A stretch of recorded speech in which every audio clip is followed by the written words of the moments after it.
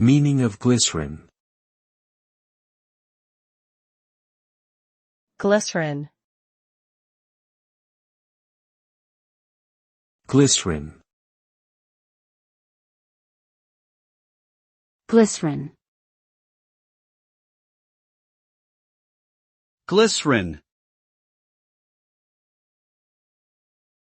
Glycerin, also known as glycerol, is a colorless, odorless, and sweet-tasting liquid that is used in a wide range of applications. It is a trihydroxyalcohol, meaning that it has 3 hydroxyl groups, OH, attached to each of its carbon atoms. Glycerin is commonly used as a solvent, humectant, lubricant, and sweetener in the food, pharmaceutical, and cosmetic industries. It is also used in the production of biodiesel, antifreeze, and explosives. Due to its chemical properties, glycerin is an important building block for many organic compounds and is considered a valuable industrial commodity.